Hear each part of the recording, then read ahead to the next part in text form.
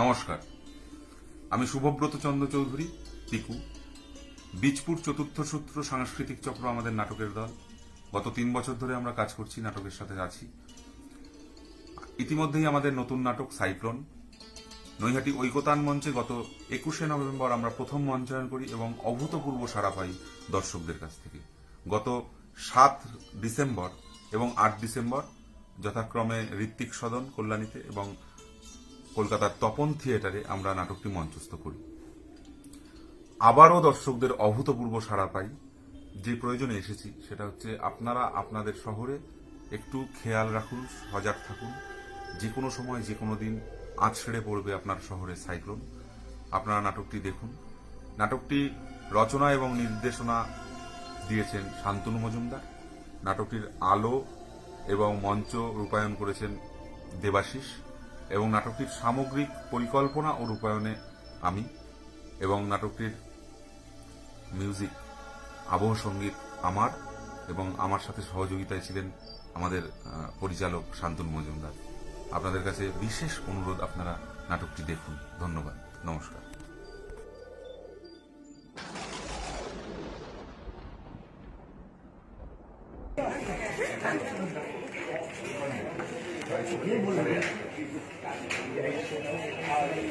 কেমন লাগলো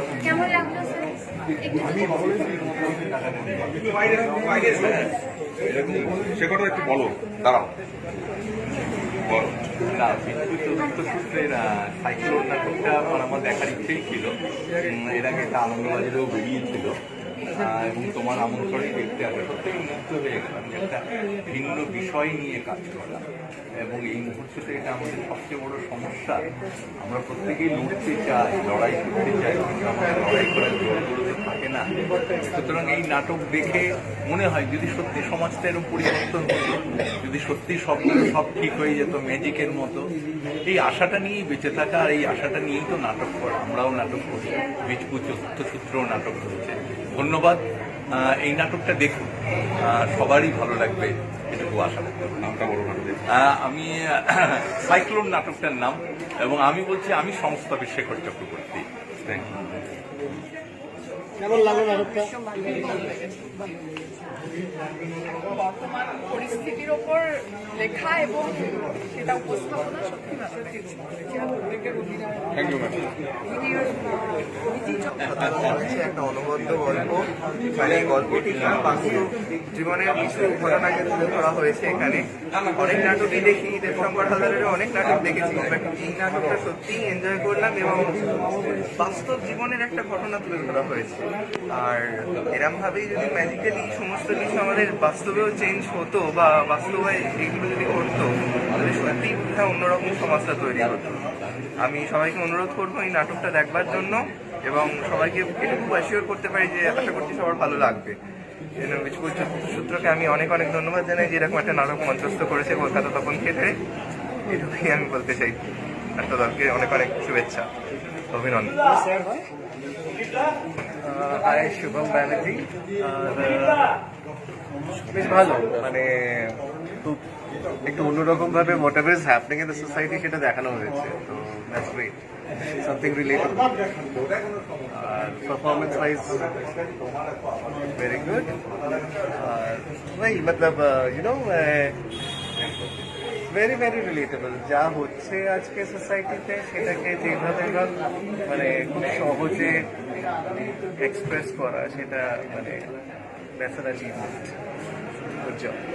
কেমন লাগলো একটু যদি শেয়ার করেন, একটু একটু কিছু বলুন প্লিজ, তাহলে ভিডিওটা আমাদের নাটকটা সম্পর্কে কেমন লাগলো? ভালো মন্দ? আমি খুব প্রথম থেকে হয়তো কিছু বুঝতে পারছিলাম না, কিন্তু পরে যখন দেখছি খুবই ভালো লেগেছে। আর যেটা দেখাচ্ছে যে ও মানে মেয়েটি কথা বলছে এবং তুমি যেটা করছো ওই জায়গাটা তো অসাধারণ।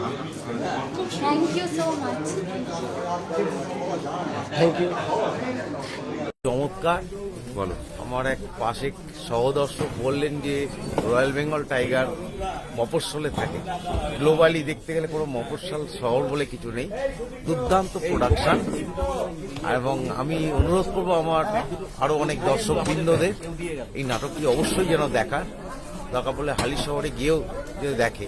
খুব চমৎকার। নাটকের নামটা বলো। নাটকের নামটি হচ্ছে সাইক্লোন, সত্যি সাইক্লোনই দেখলাম এতক্ষণ, spell bound. Thank you, thank you.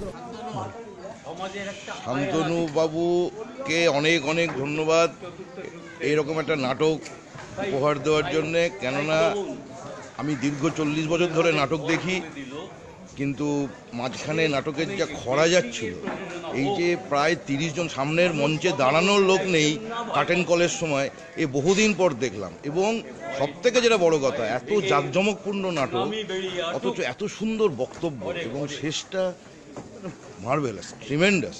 অনেক অনেক অনেক ধন্যবাদ আপনাকে। আজকে বীজপুরের চতুর্থ সূত্রের একটা নাটক দেখলাম, সাইক্লোনটা দেখলাম। সাইক্লোনটা দেখে আমি সত্যিই মুগ্ধ হয়ে গেছি। যে সাহস, বেশ কিছুদিন আগেই অন্য নাট্যদলগুলো দেখানো উচিত ছিল। একটা মফস্বলের নাট্যদল এসে আমাদের মুখে প্রায় খারাপভাবেই বলতে হয় ঝামা ঘষে গেল। শান্তনুর কাজ আমি আগেও দেখেছি, ও সবসময় একটা সাহসিকতার পরিচয় দেয়। এই নাটকেও তাই আছে, এই নাটকেও তাইও দেখিয়েছে। এই নাটকে সেই বড় ভালো লেগেছে, স্মার্ট অভিনয়, দেবাশিসের কাজ। আচ্ছা, এবং আলো বেশ বেশ বেশ ভালো। একটা সত্যি কথা কি, বীজপুরের চতুর্থ সূত্র আমাদের চমকে দিয়েছে। ধন্যবাদ। সমাজের একটা আয়না দেখলাম বীজপুর চতুর্থ সূত্রের